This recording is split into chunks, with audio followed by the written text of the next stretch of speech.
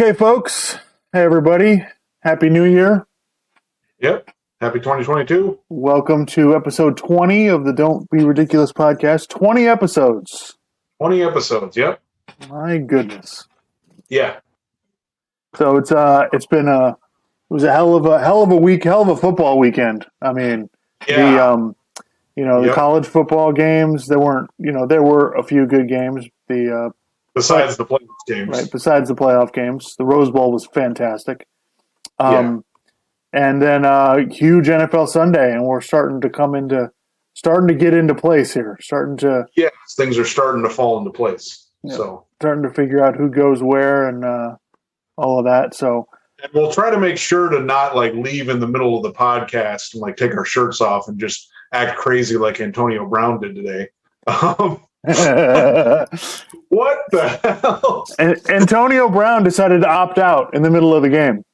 He just said, I'm done. Yeah, he just retired in the middle of the game. I'd like to see some college football players try that, Yeah, right. Just I'm done. Just take your shoulder pads off, throw your undershirt into the crowd, and just here we go. I'm out of here. See ya. Yeah, we'll get to that. But what we wanted to start with was so John Madden died. Yeah, he passed away on the 28th, I think. 8th. Okay, so a few days ago. And honestly, just a couple days after the documentary that they had on Christmas Day on Fox, which I know you saw most of. I saw some of it. Yeah. So. Yeah. They did a documentary on his life and football and all of that, and it was very well done. Yeah. And 90 minutes long, so not too long. And I thought very, very well done, encapsulated his life, and the interviews that they had were fantastic. I mean, they had Bill Belichick and Bill Parcells and Jimmy Johnson and Troy Aikman and Tom Brady, and I mean, they really had the best of the stuff. So yeah, they had moments of silence before the games today. Yep. And then if you were watching on, I mean, they show a little there were little parts that they showed throughout because he worked at CBS and he worked at Fox. So yeah, so they were showing stuff from different stuff, showing him stuff with Pat Summerall, and then in fact this week I was actually going back, I was watching some different YouTube video. I watched a YouTube video of John Madden speaking at Pat Summerall's funeral when Pat Summerall passed away several years ago or whatever it was. That was really good. He's a really good. I mean, just like you would expect. He was such a great commentator during games that he was just great, just going over a bunch of different stuff. And there were some funny parts, and there was just some it was really good. Yeah, amazing guy. Yeah, we grew up. This was one of the main people broadcasting games when we grew up.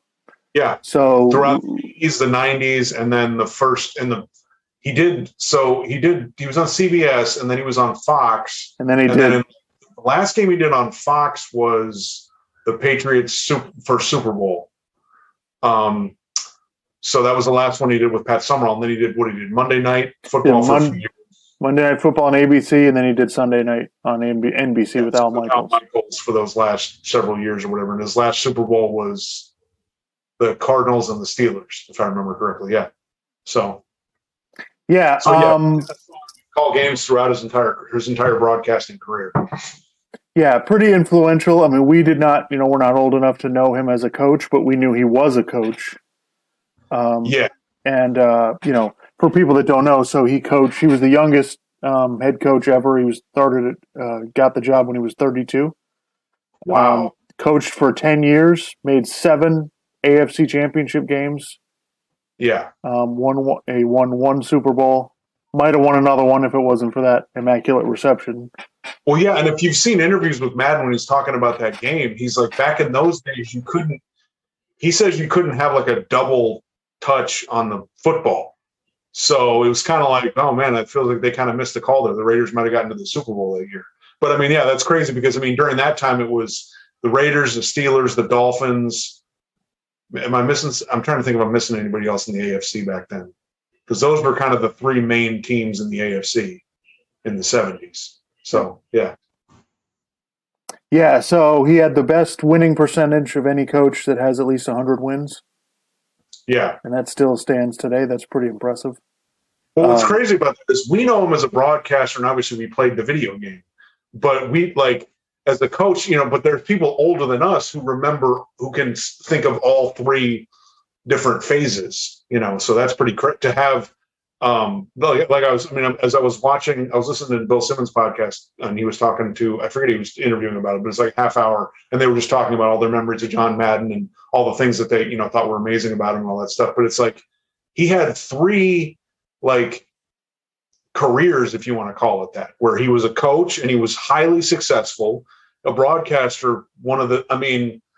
In terms of like, because football became throughout, and it's interesting, throughout our lives, football has become this thing where it's insanely popular. It was insanely popular in the 80s and the 90s, but it like over the last 20 years, it has become just ginormous. And one of the people that kind of helped that is John Madden, because people know who John Madden is. John Madden taught people about, like Bill Simmons was talking about this a lot, like he taught people about football when he's diagramming plays, because I guess people didn't do that before him, really, to that level. And also he had a way about doing things that was kind of funny, and it was kind of like you were just hanging out with a friend and he was just explaining the game to you. Yeah, and what I didn't, I learned some stuff from the documentary that I didn't realize. So he got an education degree. So he was a teacher when he coached in college. You had to, apparently that's how it worked then. You had to teach at the school also if you wanted to coach football. Right.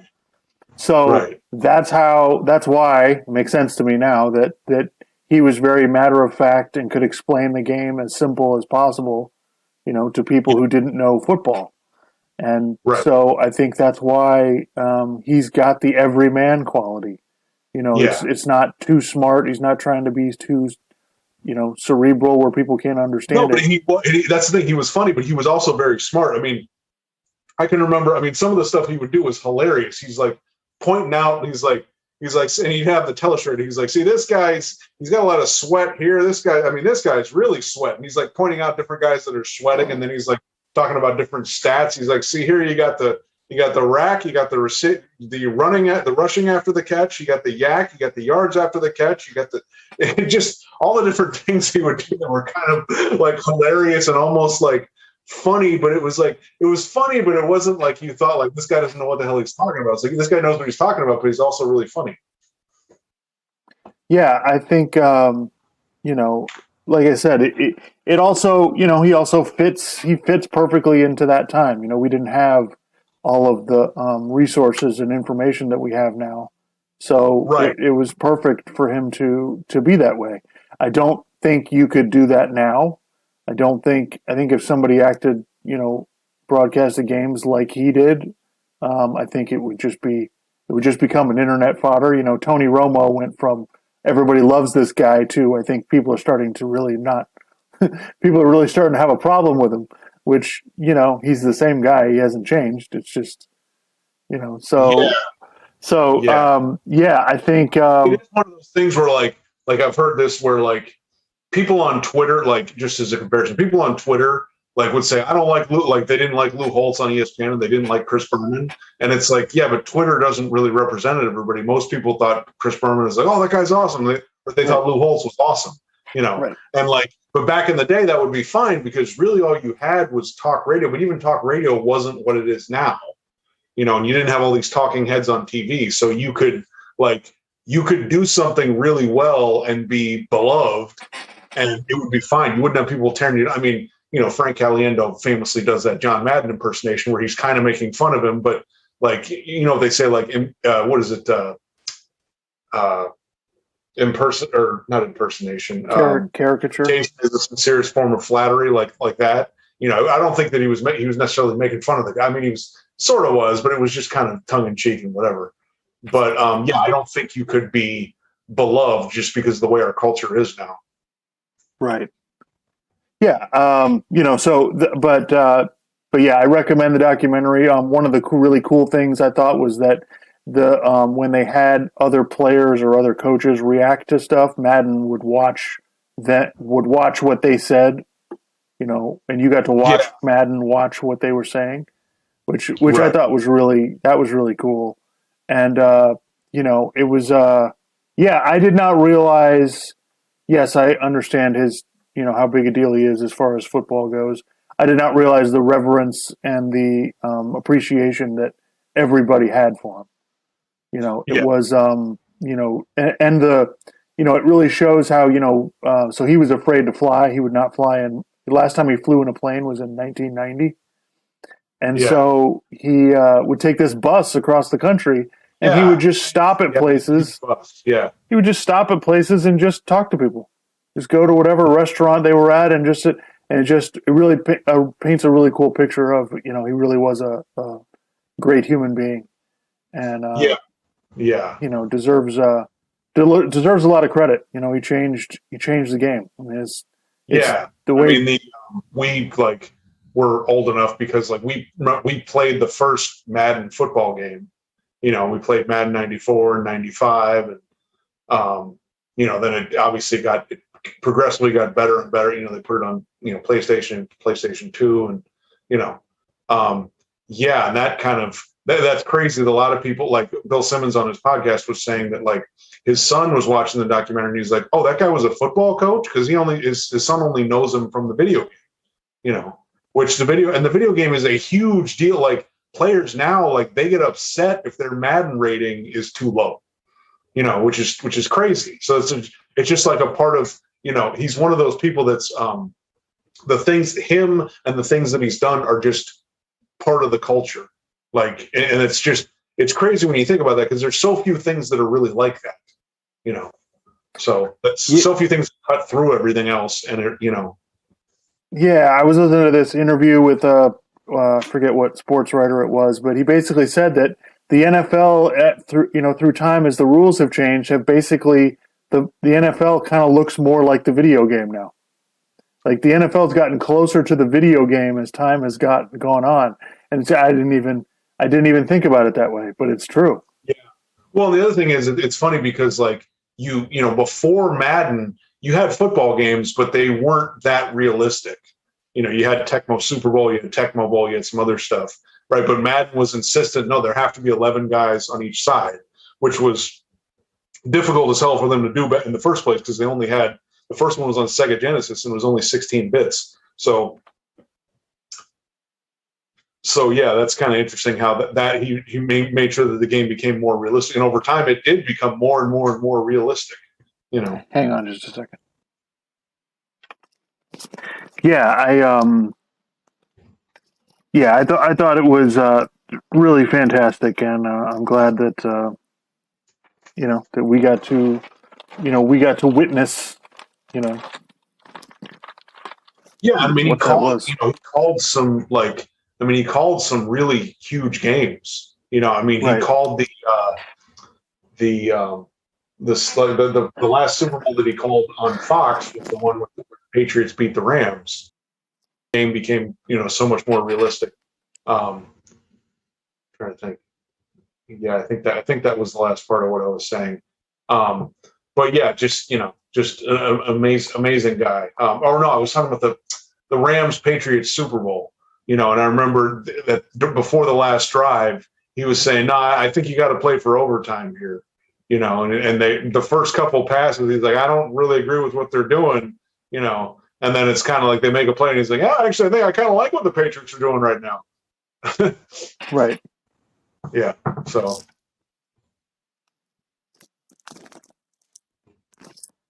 Yeah. It's just rarely do you find somebody that's successful in that many areas. Yeah. So yeah, great broadcaster. I mean, and there's just no one. There's aspects of other people that are kind of you can see with Madden. There's kind of some playfulness, some kind of joking around, but no one's really, And the funny thing is that Chris Collinsworth, he'll educate you on the game, right? And I think he's really great. I think he's awesome, and people hate him. And I'll hear people say that. I'm like, why do you hate him? Oh, he's just so smug, and thinks he knows everything. I'm like, you realize he played the game, right? And he's been a commentator for 20 years or 30 years now. So I think he knows what the hell he's talking about. Well, it's kind of like people just get, Yeah, it's kind of like when I'm watching a game with our dad, and he complains that the announcer never shuts up. Who is this guy? He never shuts up. It's kind of his job to talk. I mean, Yeah, I mean, I get that. So rest in peace, John Madden. Good, wishes to career. Wishes to his family, and Yeah, I mean, the other thing I'll say is, I mean, he lived to be 85, and he lived a pretty full life. So it's obviously sad whenever someone passes away, but you hope that they had a good long life and they were able to, accomplish some things and all that. So. Yep. All right. So, did you want to talk about the college football playoff games? Yes, sir. The travesty that is the semifinal games in the college football playoff. Yeah, another year of pretty much blowout semifinal games. I think there have been 18 semifinal games now, and 17 of them have been blowouts, or won by at least 21. 16 or something like that. Yeah, there was a overtime game between Clemson and Oklahoma, I think. No, Georgia and Oklahoma. Okay, right. And then there were, I mean, like Clemson and Bama had some good. Well, some of those were the final games. Yeah, that wasn't the semifinal games. And then there was like when Ohio State won the national championship, they had a good semifinal game against Alabama. But yeah, pretty much every other game has been a blowout. Yeah. So all right. So first off, the Cincinnati Alabama game. From watching it, I got to say, Cincinnati had half of a good game plan. I thought on defense, Cincinnati played it the right way. I thought that they kept guys in coverage. They tried to make Alabama run the ball, which worked. They only scored 27 points. If you hold Alabama to 27 points, that's pretty good. Now they probably would have had another touchdown if the game would have been close. I mean, they were basically just running out the clock at the end. But but their defense kept Cincinnati in the game for 3.5 quarters. Yeah. So, from that standpoint, I know that, there's going to be a contingent of people that are going to say that, Cincinnati's they shouldn't have been there. They're not in Alabama's class. And I mean, look, Cincinnati's offense didn't really show up. They really couldn't do anything. I'm not sure what the idea behind what they were doing was. I couldn't figure it out from watching the game. But I thought their defense did a hell of a job of just bend but don't break and give them a chance. If their offense had just done anything in the game, they would have had a chance. If they get one touchdown in the first half, Yeah. Now I don't think Cincinnati would have won. Right. Well, and then this is the thing that I think what people need to understand, the people who are always ripping the playoff and complaining about who gets ranked where and who gets in and all this stuff.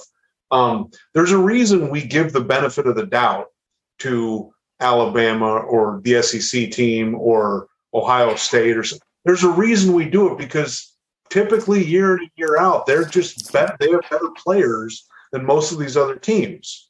Okay. I'm not trying to be unfair or something, but it's like, what do the ranking is subjective. So what do you want us to base it on? Like, we're going to have to think of who's coaching the team? What have they done, recently? Like, that's going to come into play. And typically what happens is these games are blowouts and the two best teams end up in the national championship game. Yeah, I mean, Alabama dominated both lines of scrimmage. I mean, right, exactly. That's my point. That's still where the games are won, and that's typically what ends up happening. These teams come in and they just can't. Alabama has a bunch of 5-star recruits, a bunch of guys that are going to be in the NFL, and even if an NFL guy isn't in at a spot, you got somebody else there who's like a 4-star recruit. So it's just very difficult for anybody else to compete with that. Yeah, they showed why they're Alabama, and I think that I thought that Alabama is, was very smart. They just, all right, we're gonna, if we're not gonna get a lot of guys in the box, we're just gonna run the ball, and they stayed with it.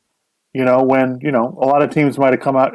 I think it's pretty unique for a college football team to come out against Georgia and, all right, we're not going to run the ball. We're going to throw the ball all over the place, and we're going to get rid of the ball quick and do all of that, and then completely flip it in the next game. I realize it was 3.5 weeks later, but there's college football teams don't do that.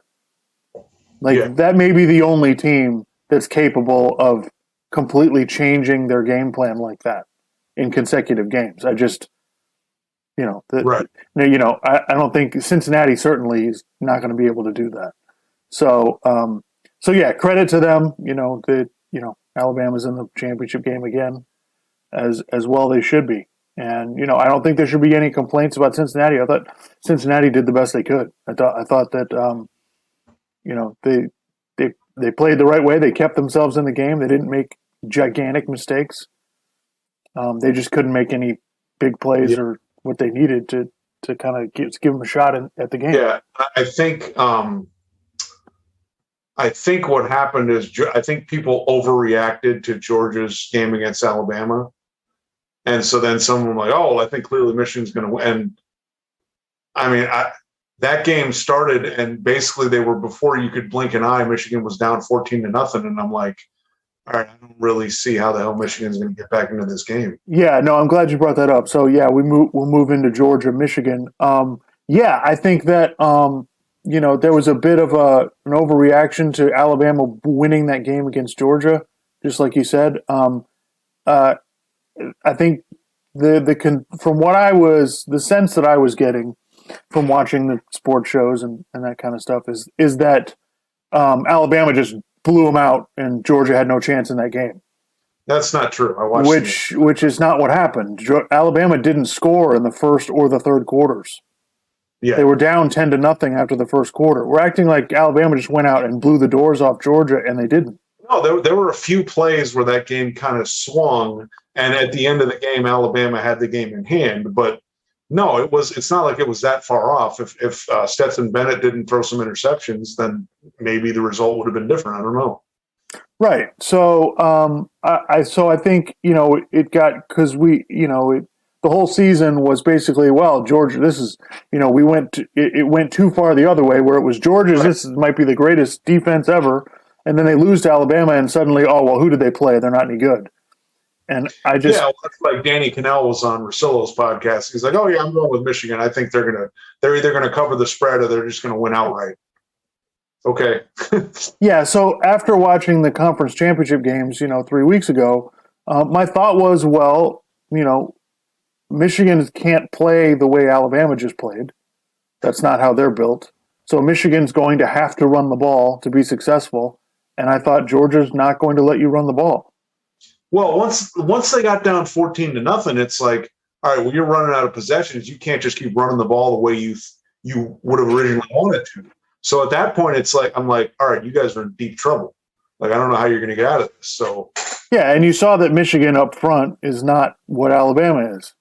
So, No, I mean, you basically this isn't always the case, but a lot of times when I see a team like Michigan or some of these other Big Ten teams, I look at them and then I look at the SEC team and I'm like, the Big Ten team looks smaller.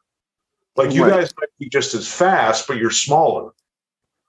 And so that, I see that and I'm like, that kind of concerns me. But yeah, so, I think I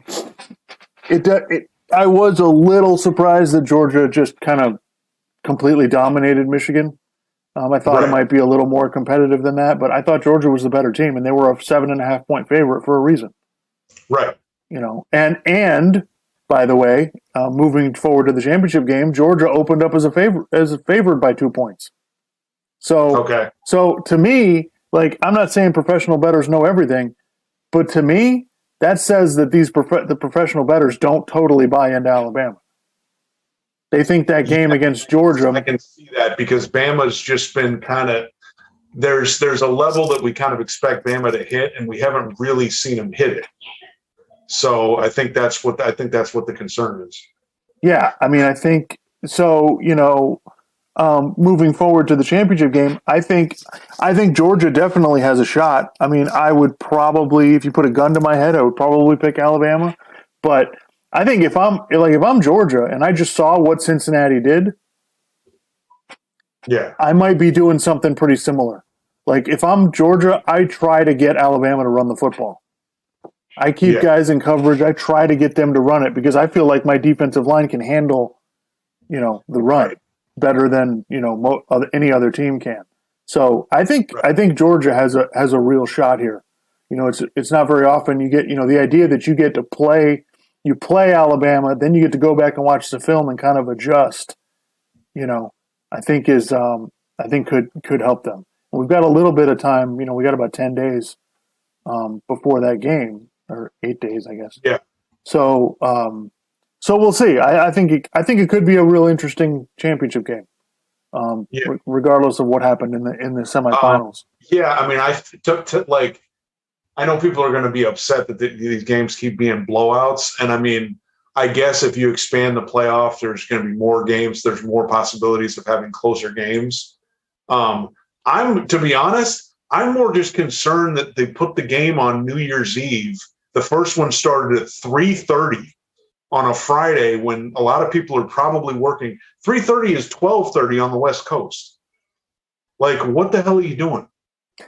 Yeah, I don't talked about that on the last podcast, but it's just like that's a bigger I mean, so there's nothing you can do about what the result of these games is going to be. You just hope that you get some compelling teams in there with teams that people give a crap about that they'll actually watch. But it just seems like you missed a massive opportunity. And then it's like on New Year's Day, you have all these bowl games that, no offense, that don't matter. So it's like, yeah, it's not very well done. They're losing. You're trying to get people to watch your biggest games, and you're losing, people that you could get to watch it. First of all, having it on New Year's Eve is just a bad idea. I'm like, who is making that decision? I don't understand. Right. Yeah, and maybe not even. It might even be better just don't have them on the same day. Have them have one day and one the next day, and put them both at night. So you can grab the audience. But yeah, it's having it on New Year's Eve. It's a bad idea. I don't know. I just don't think that's a good idea. I think New Year's that's why, like, New Year's Day, it's like, okay, most people are off, or especially college football fans are off work, so they can sit there and watch the games.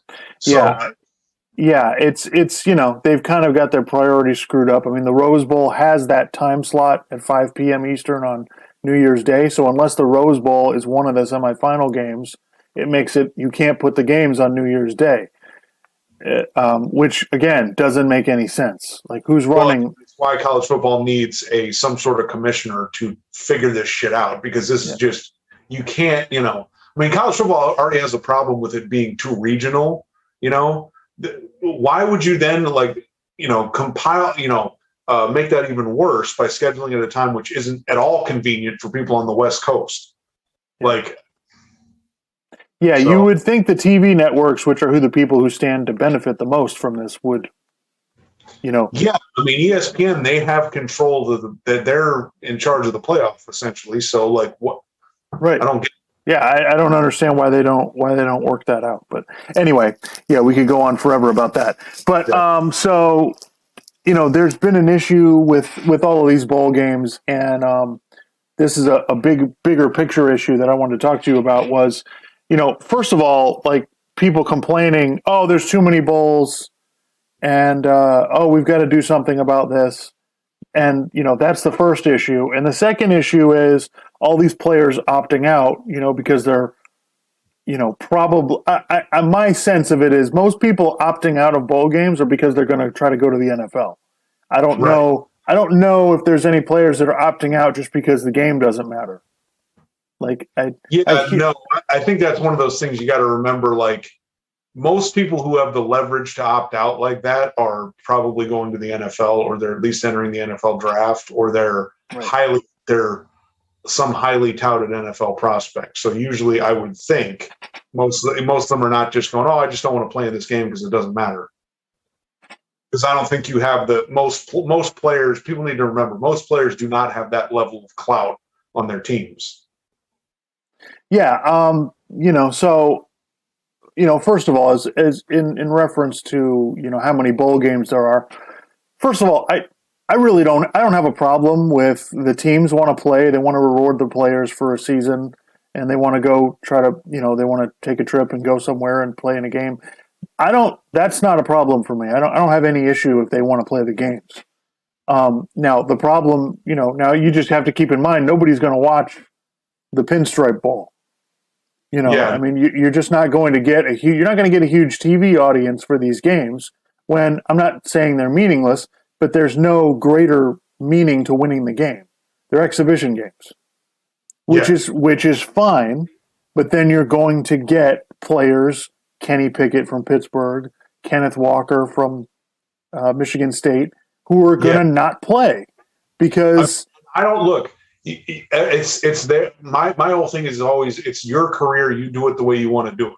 Okay. If you don't want to play, that's perfectly fine. Especially like if you're going to go into the draft and you're probably going to be in the first or second round or something, you've played football all these years in a row to get to this point to be a professional football player and finally get paid for playing football. Why would you want to jeopardize that playing some exhibition game? That's not, there's a potential that maybe it improves your draft stock some, maybe, I don't know. But it's just kind of like the risk reward seems like maybe there's more risk than reward. So it's your career. Do it however you want to do it. And if you play and you get hurt, well, that's a risk you took. I'm not going to necessarily say that you're an idiot for doing that. It's just, that's what you decided to do. It's your career. Do you think that expanding the playoff is going to help that problem? Players opting out? Yeah, because if it's a meaningful game where you got a shot to win the national championship, I think players are, the competitive nature of that kind of takes over and people are like, okay, I want to try to win the national championship. Yeah, but I mean, the thing is people are saying that's the solution, but even if they expanded the playoff to 12 teams, okay, so that's 8 more teams where the players won't opt out. Yeah, there's still a bunch of teams that aren't in it. Right. So there's 45 bowl games. So, I just think it's one of those things. I don't know that there's an answer to it, and I don't know that there needs to be an answer to it. I don't agree with the sentiment. I think that there's plenty of players. There's plenty of college football players that are, they're not going to be in contention for the national championship, and they just play all their games, and it is what it is. It's fine, whatever. There's going to be some players that opt out. It just kind of is I don't know what the hell you're going to do about it. It just kind of is what it is now because. Like I said, the players have more power than they had 20 or 30 years ago. So they can kind of say, no, I'm not playing in this game, and that's fine. It just kind of, it is what it is. Yeah. I don't think it's ruining college football. I think there's people make the argument that it's, damaging the sport. I don't think it's damaging the sport at all. The games I watched, the stands were filled. There's plenty of people who care about this. So, and as far as, they're ruining the bowl games. Well, the Rose Bowl, Ohio State had their 2 best receivers didn't play because they're going to the NFL. And that game was unbelievable. Yeah. So I don't know, yes, I think some games can affect the product, but I think for the most part, college football is a pretty darn good product. I don't think there needs to be much improvement to that. So, there was a controversy that arose last night in the Sugar Bowl. Ole Miss was playing against Baylor, and the quarterback for Ole Miss, Matt Corral, is projected to be a first-round pick. He got injured in the first quarter of the game. It looked like he got somebody rolled up on his ankle. So I don't know whether it's catastrophic or not, but that launched quite an argument by a bunch of people. That he shouldn't have played. See, this is why he shouldn't play. And so, and that got into an argument with the college football purists who think everybody should play. And, and then on earlier in the day on College Game Day, Kirk Herbstreit and Desmond Howard, they were talking about why players don't play in bowl games and why they don't do that. And it's because, these guys don't love football. like we did, basically. You know, like saying that guys just don't care about the game to be as honest, much. I actually think they have somewhat of a point because back in their time, I mean, yeah, it was just you played all your games and whatever. But now the players have more, I think they have more power and they have more say, and so they can decide to not play if they want to. And like I said, I'm perfectly fine whatever you do. Like people need to get it. Like I said, it's your career. Do it how you want to do it. You know, if you want to play in the bowl game, go ahead and play. If you get hurt, know that that's a risk that you took. Okay. And just, you accept the consequences. I don't understand. Like other people can get upset about it, but it's like, dude, it's not your career. It's their career. So yeah, to an extent, I think that may be true because, it's kind of like, the All-Star game in baseball. Like they used to really, really play hard in that, even before they, tied it up with who gets home field advantage in the World Series. Like they used to really, really care about that. They used to kind of play hard with that. And it's just, well, it was a different time, back in the 30, 40 years ago.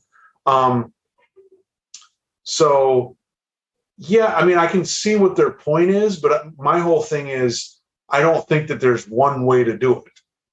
It's like I said, it's your career. You do what you want to do. And like you said, it's not necessarily affecting the product with some players sitting out. And the other thing, how many players are we talking about? That's another point. Absolutely. We're really going to, if this isn't such a huge issue when we're talking about a handful of people who are doing this, it's not very many. So, I don't think it's not really as big an issue as it's being made out to be. Right. I just think, it's an interesting discussion. And, I think that, college football is changing. And, we need to embrace that a little bit. It's not going anywhere. These people who think college football is going to go somewhere, I got news. It's not going anywhere. No. And look, they're going to expand the playoff. USC could potentially become pretty good again.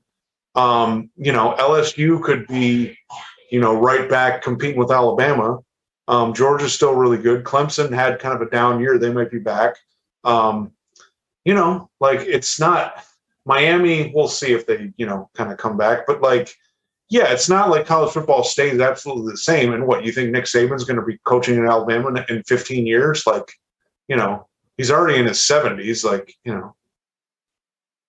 Yeah, I think it's in a great place. And, people I think they need to fix, but yeah, it's in a good place. People complaining there are too many bowl games. I mean, don't watch. If you don't like it, don't watch it. Most people don't watch. These bowl games don't get good TV ratings, so it's not like there's tons of people watching them. Like it's fine. If I'm not interested in a game, I'm not going to watch it. And I don't feel like college football has a responsibility to make me care. If I care, I'll watch it. If I don't, I won't. Right. All right. So yeah, looking forward to the championship game. Hopefully it'll be something. Yeah. All right. So I think we should let's just get the Dolphins out of the way, and then we can talk about. I've got a lot to do with the Dolphins here. Okay. So we can talk. We can talk more about teams that actually matter. Yeah. All right. So here's the deal. The Dolphins were terrible today. Okay. They were terrible. Okay. They lost. What was the final score? 34-3. Yes. Okay. So biggest game of the year. You're still in contention for the playoffs, and they were. I'll say this: if the offense had been, decent, the defense probably would have held them to a little bit fewer points. They were already down 24-3, and the game was already out of hand. Like the Dolphins weren't going to come back. But at that point, it's like, okay, well, if the offense had scored a little more, I think the defense would have been fine. The defense would have been good enough. It's just the offense, they couldn't stay on the field. They weren't converting third downs. Tua was awful. Okay. He was awful. And to be perfectly honest, he wasn't good Monday night against the Saints. And against the Jets, he threw a terrible pick six. He hasn't really been good over the past month. Okay. And in this game, he was particularly terrible because He threw one interception. There were two other passes he threw that probably should have been intercepted. He had a fumble that was recovered by the Dolphins, which might have been recovered by the other team. He had another fumble lost that led to, I think, a field goal. Yeah, it led to a field goal. And there were, there's been obviously we've criticized the offensive line a bunch, and it was pretty atrocious at the beginning of the year. It wasn't horrible in this game.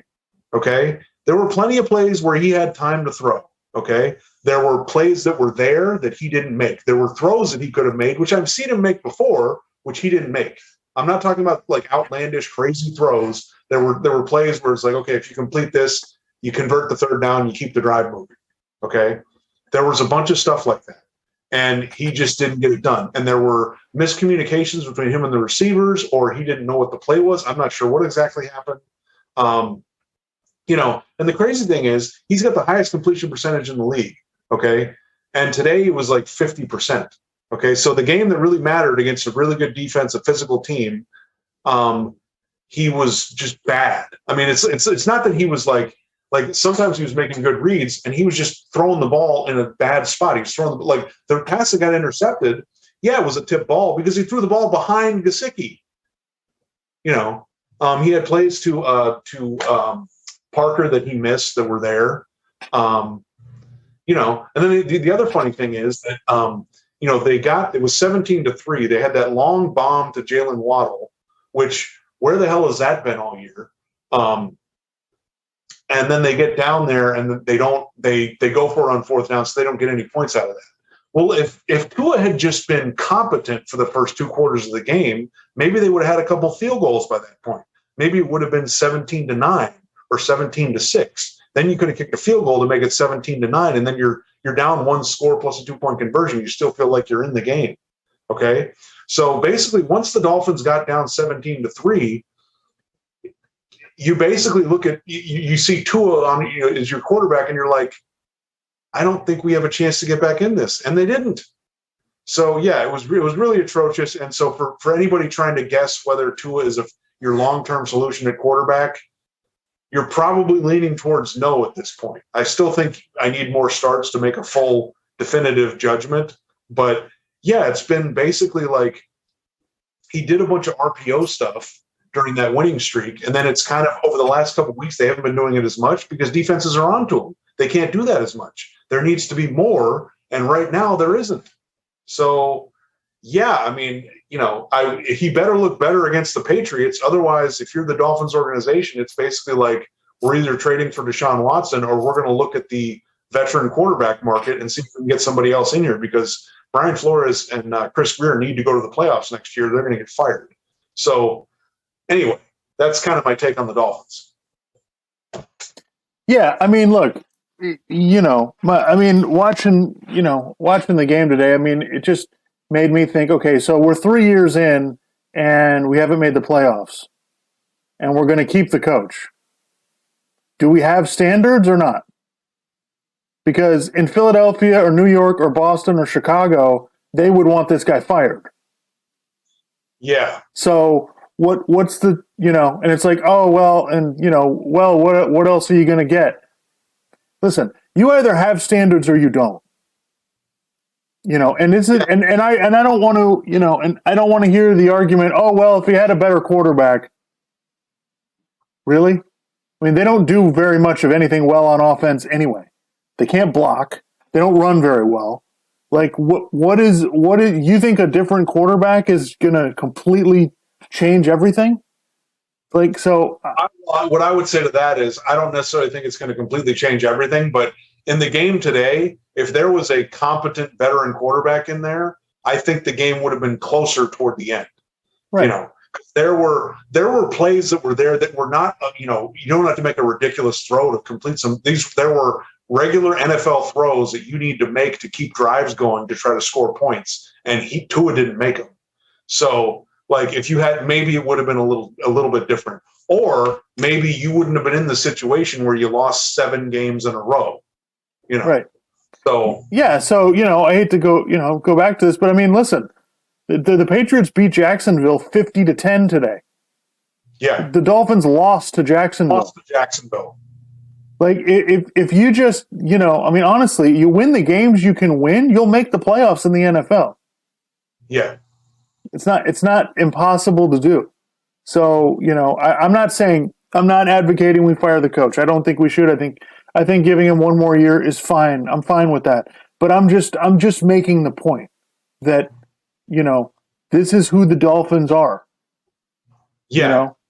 They're a mediocre franchise and they get mediocre results. And so the same people that are like, oh, they just won 7 games in a row. Yeah, after they lost 7 games in a row.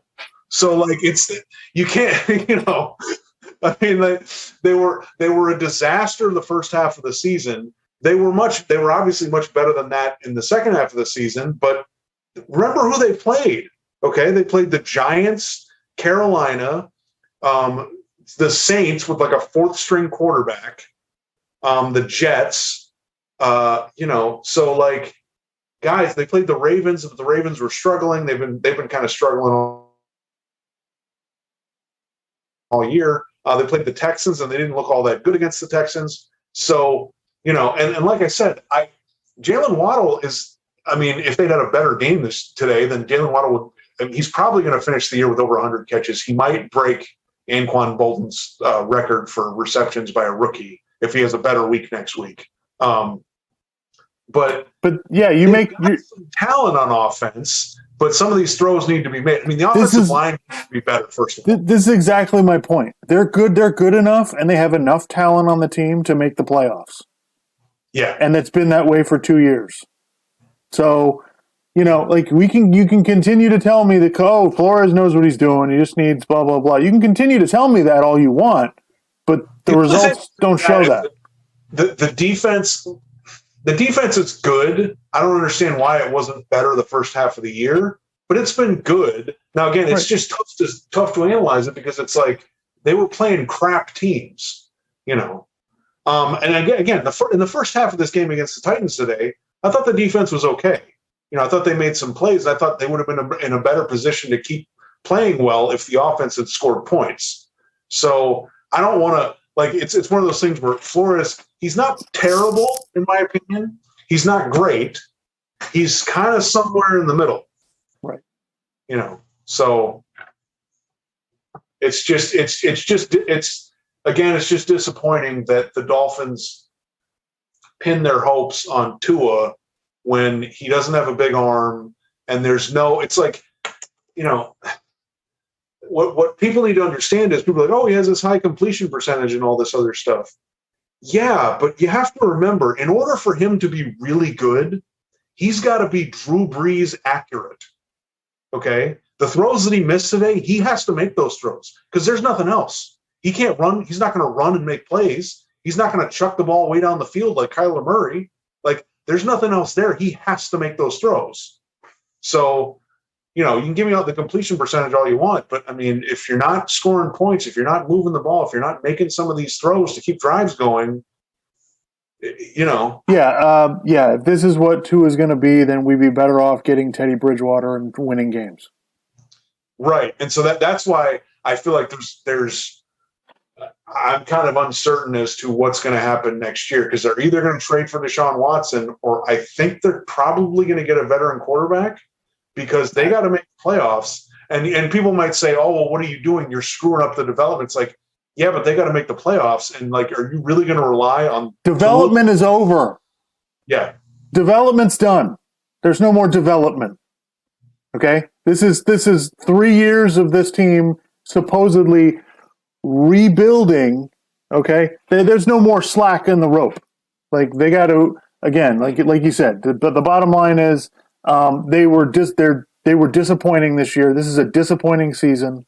They've underachieved, and they have to make the playoffs next year, or that there's going to be huge changes. And they haven't corrected any of the problems that they've had. The offensive line is still, it's a little bit better, but it's about as good now as it was at the end of last season. Well, but remember, when you say a little bit better, it was so bad at the beginning of the year, but it almost can't help but be better than that. Right. I mean, that's my point. They have we've got one more week left in the season, and they still can't do the basic thing that they need to be able to do, which is protect the quarterback or run the football. They can't do. They still can't do it. So that's. I mean, there are staples. There are things that you have to accomplish as a head coach. Yeah, they're not being accomplished. So I don't know what to tell you. We could go on forever, but one last thing: if Tua can't be as good as like a poor man's Dak Prescott, or like, if he can't be like Tannehill was today, which was just competent, he made the plays that were there, then he can't be your starting quarterback. Period. If he can't even be that, then forget it. There's no point. Anyway. Did you want to talk? Well, real quick, we can lead into like the fourth down stuff. So I did think it was interesting. There were a couple fourth down calls today that I thought we should talk about, given that we've been talking about fourth downs. In the Titans game, I thought Mike Vrabel did a really good job. There were 2 fourth down calls that I really liked, and one was go for it, one was kick a field goal. Okay, so they were driving down the field, and it had just started raining. Right, and this was early in the game. They were tied at 0. No one had scored yet, and they got like a 4th and 1. And I can't remember if they ran the ball or if Tannehill did a sneak or something. But they decided to go for it. They got it, and then they ended up. I think Tannehill threw a touchdown pass, so they get up 7-0. And at that point, it's like, all right, you're at home. Do you necessarily need to go for it? No, but it's kind of like it just started raining. Who knows how long it's going to rain? We're down here. Let's go for this. Let's try to get a touchdown. Okay, I think that's a pretty good call. And then the Dolphins fumble the ball, and then they get another 4th and short deep in in Dolphins territory, and they decide to kick the field goal. And it's kind of it's like, all right, I think that was the right call because you got that fumble. You don't want to come away with no points. Just kick the field goal, make it a 2-score game. I thought both of those calls were perfect. I thought that was the right amount of risk. And the right amount of, taking a risk, and then there was the right amount of, all right, let's be cautious here. Let's just kick the field goal, get the 3 points. Yeah, in the ultimate going for it on 4th down decision, the Bengals today, which, let's just start out with this. First of all, I mean, Joe Burrow and Jamar Chase, I mean, I don't think it's hyperbole for me to say, is that the new Montana to Rice? Maybe. Because, my goodness, I mean, Joe Burrow's thrown for 950 yards the last 2 games. Right. And Jamar Chase had 266 yards today. Right. Like, they were insane. And the defense came through. They held the Chiefs to 3 points in the second half. Like, gotta give the Bengals credit. And, I stated earlier, Joe Burrow is my new favorite quarterback. I was in the fan club at LSU. I'm at the front of the bus now waving pom-poms. This guy is insane. Yep. Second year, and he's out-dueling Patrick Mahomes in a game. It's nuts. Well, that game, they scored 34 points. I mean, he had to make a bunch of throws. He had to throw the ball down the field. They had to score a bunch of points. And it's at the point now with Joe Burrow where you're like, if they're behind, you feel like you got a shot. And that's what you want out of your franchise quarterback. You want to be behind and feel like we're screwed. Like with him, with Burrow, you're kind of like, this guy can make plays. We got a shot. And, he's got some big old brass balls because he doesn't care. If a guy's one-on-one down the field, he's throwing it.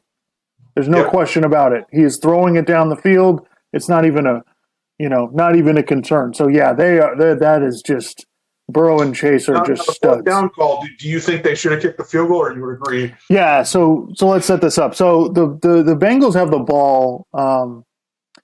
It's still more than 2 minutes to go, and they're down inside. It's 1st and goal at like the 3. So, and the game's tied. Kansas City has 1 timeout left. So, I'm thinking, run the clock as far down as you can, and then just kick a field goal. That was my first kind of thought. And then so they tried to score on 1st down and 2nd down. They couldn't score. Then they tried to score on 3rd down, didn't get in. And so then I was like, and then they go for it on 4th down, and I'm like, what are you guys doing? Like, the game's tied. Like, you've got the ball. I think there was 1:48 to go. And I was just like, what is happening here? They went out to go for it. Now, and they went for it. Joe Burrow throws the ball. It's incomplete, but they called pass interference on on somebody, so they got away with it. But it just seemed like like we're getting way too cute now. It just seemed like an absolute asinine decision. They had forced Kansas City to use their timeouts. You kicked the field goal, and they didn't want to give Mahomes the ball back. I get it, but why didn't you score on the first 3 downs? Yeah, I understand. Yeah, I probably would have kicked the field goal in that situation. I thought that was a little bit too much of a risk. It worked out, but that's tough because if they didn't get that interference call, and then you give Kansas. Now, granted, Kansas City would have had to go down and get a field goal. They wouldn't have had as much time, but they would have only had to get a field goal. So, yeah, I would have kicked the field goal. I would have just you kick the field goal, or like on like you run the clock down if you want to take a delay of game on 4th down, and like you move the ball back, but you run the clock down as far as possible. Then Mahomes would have gotten the ball with, 50 seconds left. Yeah. And then he's only got to get 3 points to tie, but still he's only got 50 seconds and no timeouts. So, like, I would have, because, I would have kicked the field goal. So if they had the lead, then maybe I would have been like, all right, just go for it because you already have the lead. But they didn't have the lead at all. They were tied. So, Yeah, I thought that, it worked out for them. So how far do you think the Bengals can go? What do you think about this team? Well, I mean, considering they just went toe to toe with the Chiefs, I mean, and the thing, it's fun. Let's see, the Chiefs. So who's probably going to make the playoffs? So the Chiefs are already in, right? The Bengals are in now. Probably be the Bills, probably the Patriots. The Colts are still in, right? I think they have to. The Colts are still in. At the moment, yeah, they might have to. I think they have to win next week, but yeah. Right. And then Las Vegas is in. They could go pretty far. I mean, why not? Because like Kansas City, they're still really good, but they just have not. They're not the same as they were last year or the year before. They're just not. Okay, they've gotten their offense much better than it was at the beginning of the year or in the middle of the year, but they're not the same team. They're vulnerable, and now they're assuming things hold up, they're not going to have home field advantage, and they're going to have to play 3 games instead of 2. So, the Bengals got a shot. I mean, I'm a little cautious because Burrow's never been to the playoffs before. A lot of these guys haven't been to the playoffs before. They haven't won any playoff games, and I feel like for instance, if the Chargers and the Bengals get in, then those are 2 coaches who I feel like are going to go for it on 4th down when maybe they should kick a field goal, and that could be a deciding factor. Yeah, and Burrow got his ass kicked today. I mean, he had to go out the last couple of plays because he was hurt. Right. So they don't. They're going to have a problem when they come up against Tennessee or New England, teams with good defensive lines, because they still have issues. Yeah. Issues with protection. For Tennessee, Derrick Henry was practicing this week. Yeah. Okay. If Tennessee holds up and gets the bye week, I don't have any reason to suspect Derrick Henry won't be playing in the Titans' first playoff game. So that's a really big deal. And he's like, his surgery was like 9 weeks ago. So he's ready. It sounds like he's ready to go. So like the Titans, as far as making a deep playoff run, I think is still in because Tannehill's not a bad quarterback. He's not a great quarterback. He's like in the middle, but he doesn't really make stupid mistakes. And if you give him a really good running game, we've seen in the past, he can be pretty damn good, especially on play action. So, I think the AFC playoffs are pretty interesting. Yeah, I think it's kind of up for grabs right now because, I like the Chiefs, but the Chiefs can be beaten.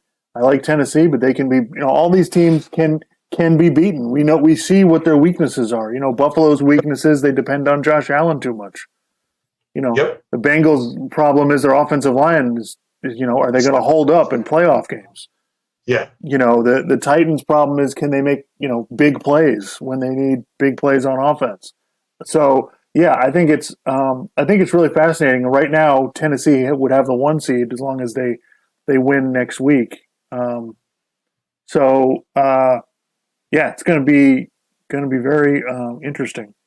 So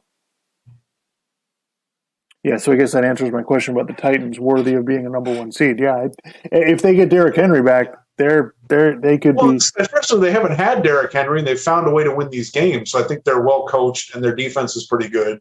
And Tannehill's been good enough, even without a great. I mean, granted, today they had a pretty good running game. So the Colts and the Raiders, the Raiders win that game. Last second field goal. Which team are you more concerned? Or, well, let's ask it this way: which team do you feel better about in the playoffs?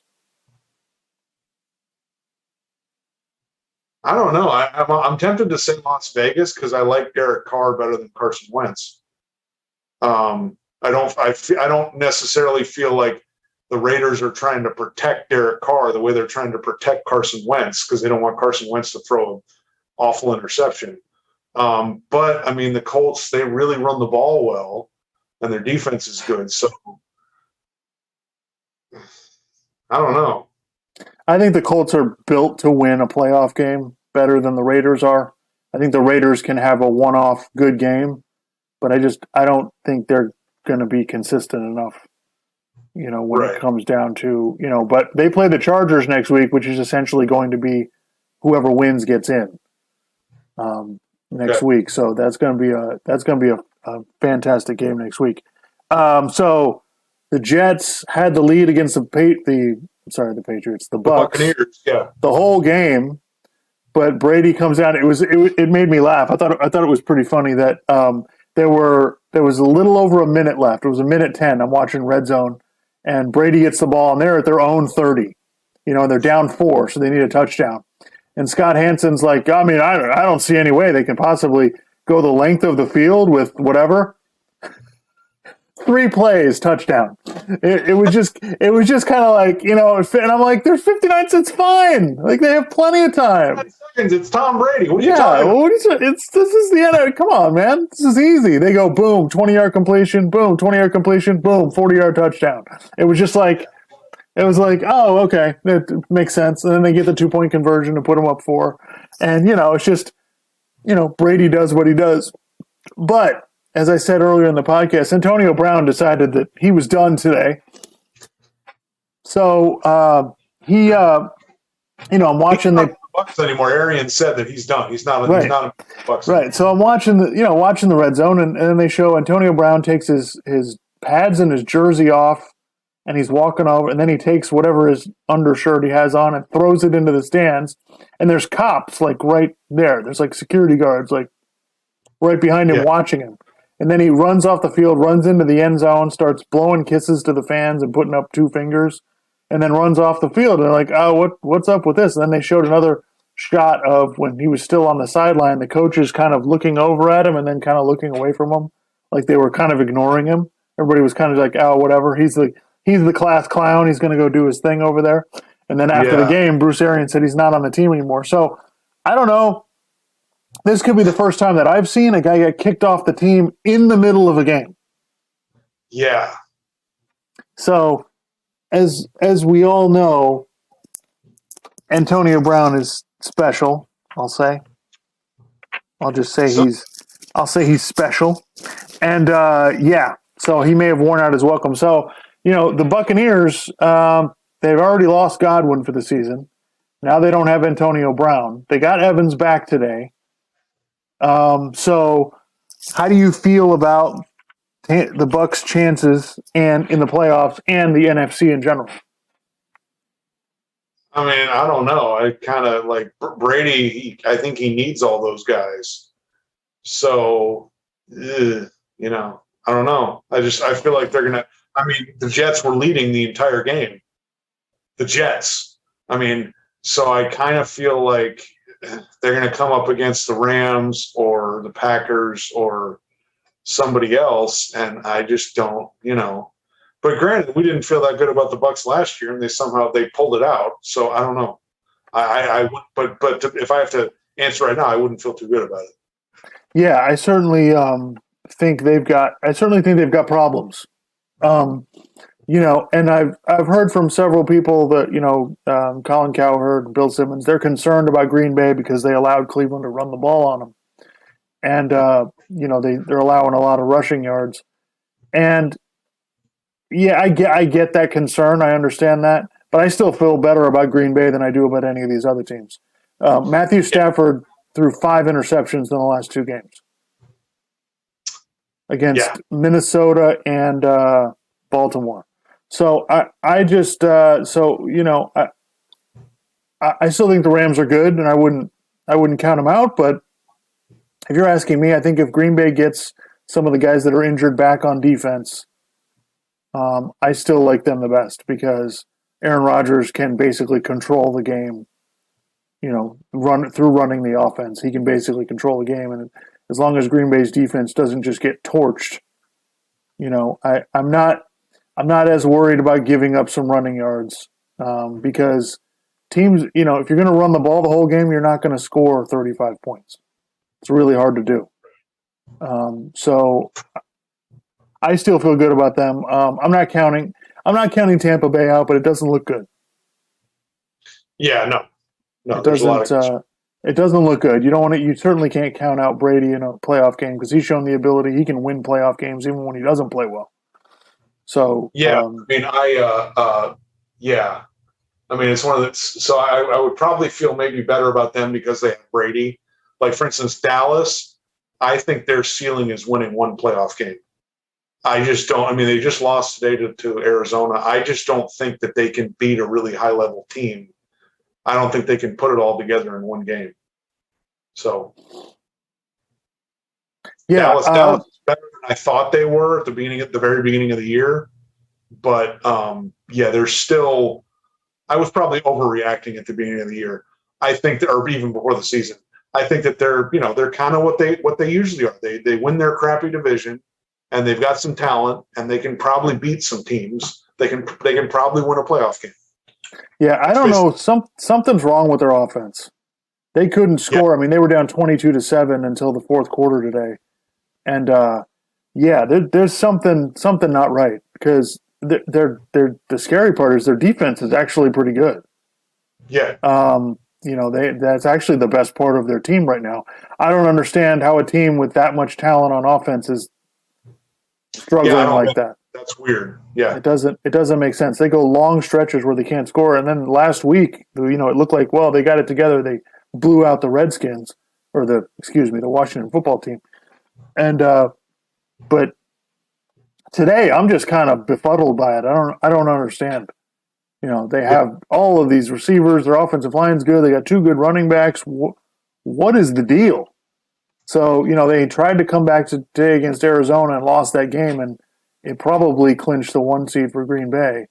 But, there's none of the, the top 4 or 5 NFC teams. I have concerns about all of them. So it's just basically, what do you feel the best about? I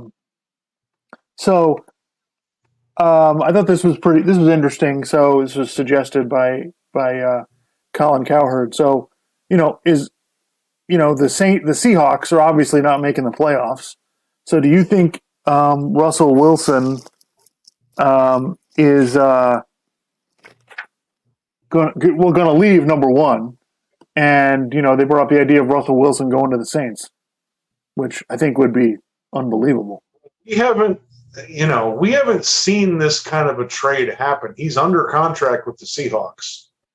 So, if I had to answer right now, I would say no, because we've just never seen this happen in the NFL. This isn't the NBA. Right. So people acting like this is a foregone conclusion. I just don't see it. And the same thing with Aaron Rodgers. Like, he's still under contract next year with Green Bay. So why the team is going to have to trade the person. So, and I just don't like. Now, granted, Houston's trying to trade Deshaun Watson, and I think they will once his lawsuits get resolved to whatever extent the other teams that would trade for him want him to be resolved. But like that's a different situation. So I just don't really see it. I mean, we can sit there and talk and speculate all day about where would Russell Wilson fit best, and like putting him together with Sean Payton, I think is obviously an awesome idea. But I just don't. I don't feel like we've seen that happen in the NFL before. Yep. So I don't really see it. I mean, I understand the speculation's fun, and he's unhappy with what's going on there, but you know. Yeah, it's one of those things to look forward to. To the off season will be very interesting. But Yeah. last week of the regular season, next week, we'll be able to tell you who's in what playoff game. We're going to have a wild card game on a Monday night in 2 weeks, which is bizarre. Really? Yeah. Why the? All right. I don't know why that's happening, but it is happening. I don't know how that works when if you win, you'd have to play the next week and you'd be on a shorter week than everybody else. Doesn't seem to make any sense. But I guess they're trying to grab another Monday night. Yeah, but the thing I like about the playoffs is it's always on weekends. Like what? God. Anyway. Yeah, insanity. All right, so you wanted to talk about some stuff with the NBA? Yeah, let's just we don't have to talk about the Anthony Davis thing, but we'll talk about the Damian Lillard thing. We've been going on for like over an hour now, so we'll just do the Damian Lillard thing and then we'll kind of close it out. Yep.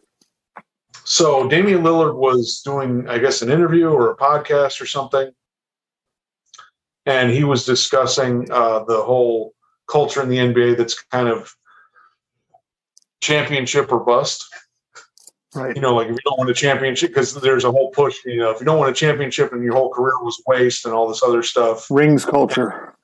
Yeah, right. And Damian Lillard made a good point. He said, I don't really buy into that. And people talk about, well, you got to win a championship, as if winning a championship isn't like the hardest thing to do in sports, because there's so many variables that come into play and all this stuff. And he's like, I don't do my career that way. So Rob Parker and Chris Broussard were reacting to this on their radio show. And, well, first of all, just reacting to what Damian Lillard said. I agree with him. I think that we've gotten a little too caught up in this whole championship or bust thing, to ignoring other stuff that happens in the regular season or downplaying it. If Damian Lillard stays in Portland his whole career and never wins a title, he's still one of the best players we've ever seen. He's still got a bunch of playoff moments. He still hits a bunch of big shots in the playoffs. He's won a bunch of games. He'll go down as one of the all-time great guards that we've ever seen play in the league, assuming he keeps going on the path that he's on now. It's one of those things where we should try to keep things in context. But reacting to what Rob Parker and Chris Broussard were saying, they were taking that and then criticizing LeBron for having left Cleveland, saying, well, we thought he would have won if he had stayed in Cleveland anyway. Now, look, that's a hypothetical, so it's really hard for me to say one way or the other. But they were like, well, LeBron's so good that he just would have won. That's not the case, okay? You can't just have one really great player and then you're going to win a championship. That's not LeBron. We were watching LeBron in Cleveland. Remember the series against Orlando? I think it was the year 2009. He went to the finals, and then the next year they lost to the Celtics.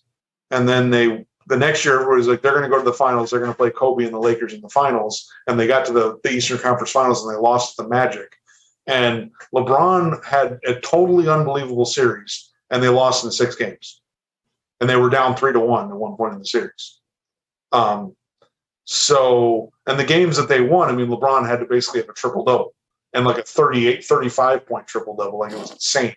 Okay. So the idea that, he just would have won anyway, I don't know that. He couldn't get star players to come to Cleveland, And so Rob Parker was kind of criticizing him because he's like, LeBron panicked. He's like, I need to win a ring. And then he was saying, well, Damian Lillard's not that kind of a player. And I'm like, okay, that's fine. Few players are at the level of LeBron, but like, I'm supposed to believe that Damian Lillard isn't going to get criticized if he never wins a ring. Like Charles Barkley gets criticized for having never won a ring. So, yeah, I mean, I thought it was interesting. And I give credit to Damian Lillard. Like, look, it's your career. You do it the way you want to do it. I didn't have a problem with Giannis staying in Milwaukee.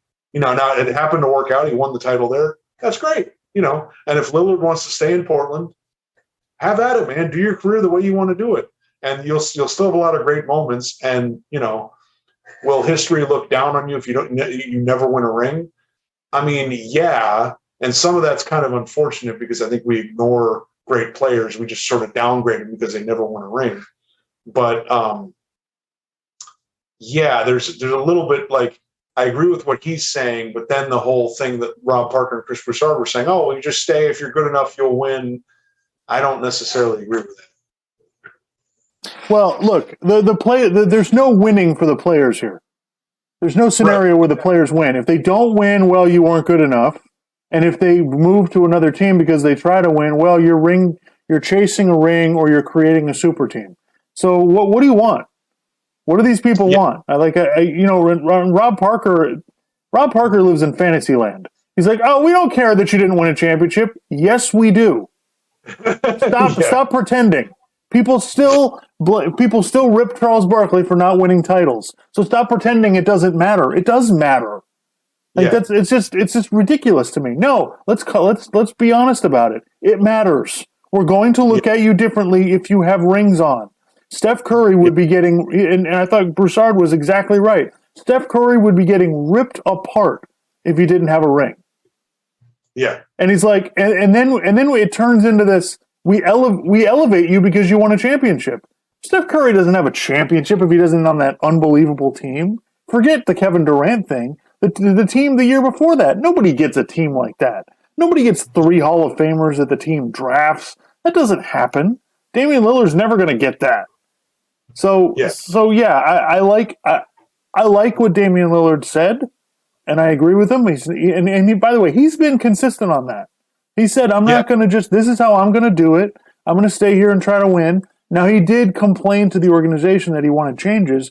I think what I'm starting to think is, I think that's more because the Portland Trailblazers were a mess, as evidenced by they dumped the GM under a cloud of, suspicion of all kinds of abuse going on.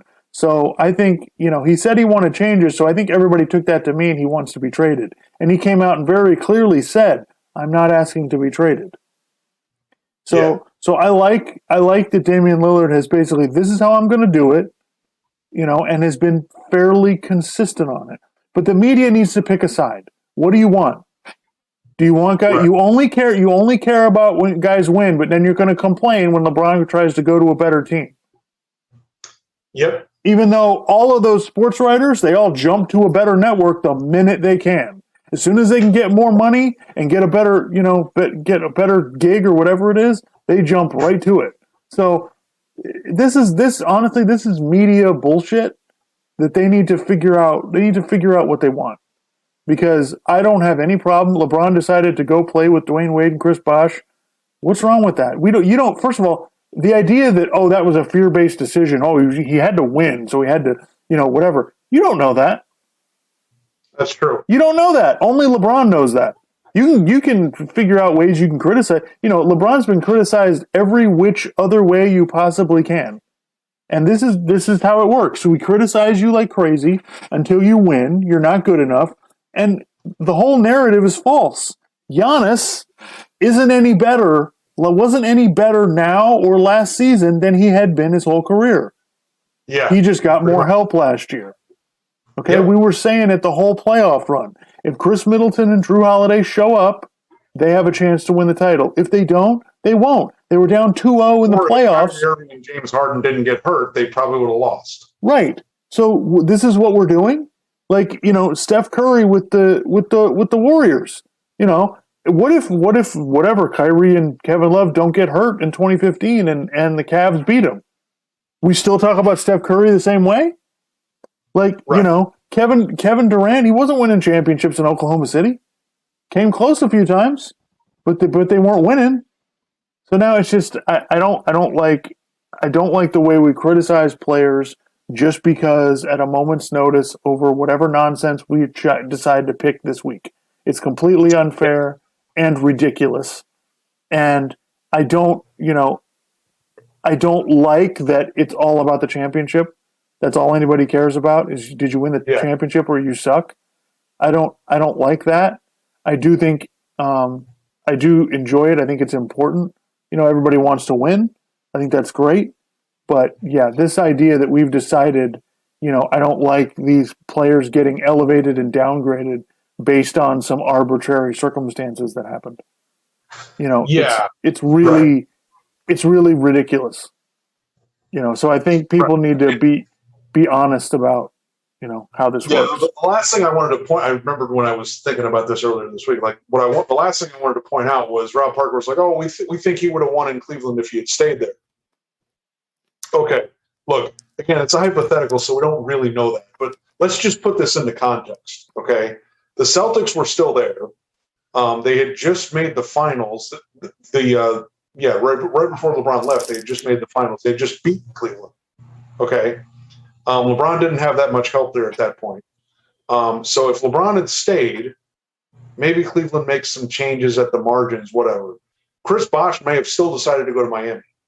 Okay. So then you got Chris Bosh and Dwayne Wade in their prime on the same team. Okay.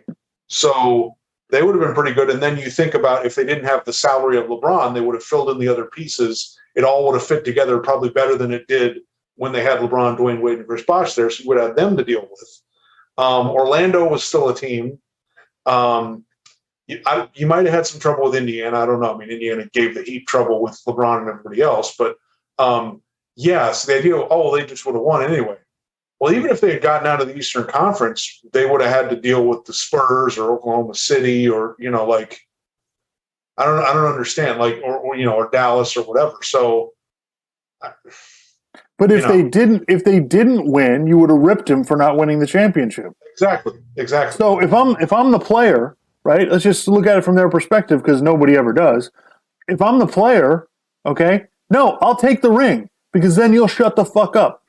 Yep, pretty much. Okay, like Charles Barkley says it all the time now. If I'd have known you guys were going to rip me apart for 30 years, I would have changed teams and gone to whatever and tried to win. Which he actually did do, but. He would have been like, I would have been a lot more interested when I was younger about winning championships. I didn't realize it was going to be like this because back then it wasn't. People didn't talk about it that way. Now it's just we count the championships. If you didn't win the championship, we don't want to hear from you. So, yeah. It's one of those things. We're Dolphins fans, obviously. Dan Marino's gotten criticized because he never won a ring. And people act like, well, if you'd won a ring, you would think differently of him. And people do. But at the same time, it's like, Dan Marino had a great career. The idea that Dan Marino wasn't clutch because he didn't win a Super Bowl, he was clutch plenty of times. He had a bunch of comebacks. He made the AFC Championship game multiple times. He made a Super Bowl. He had, the AFC Championship game against Pittsburgh when they made the Super Bowl, he destroyed that defense. So, the idea, people, they blow things way out of proportion, just because you didn't win a ring. When there are so many, like what I loved about what Damian Lillard said, he goes, as if this isn't the hardest thing to do in sports, which it is, which finally somebody said that, which is a great point. Yeah. I don't like the minimizing, when LeBron goes to Miami or Durant goes to Golden State. Oh, well, it's easy. It's like there's no scenario where you win a championship and it's easy. Yeah. These things are not easy. I don't care how many ways you slice it. Even when LeBron went to Miami, it was really, really hard. It's just absolute nonsense. Well, it's like when the Lakers when they three-peated with Kobe and Shaq. The first year they played Indiana and they had a pretty tough series. They won the game. They won it in 6. Remember, and they had to beat Portland in the 7th game. Yeah. Well, no, my point was going to be the next 2 years they got to play the Nets and the Sixers and the Nets, right? Well, I don't know. The year against the Sixers, the Lakers kind of blew through the playoffs. That was one year where it's like, okay, I guess that was kind of easy. But Shaq was in his prime. That was such a dominant team. But then they got to play the Nets the next year. But the next year, they had to play Sacramento in a 7-game series, and they almost lost.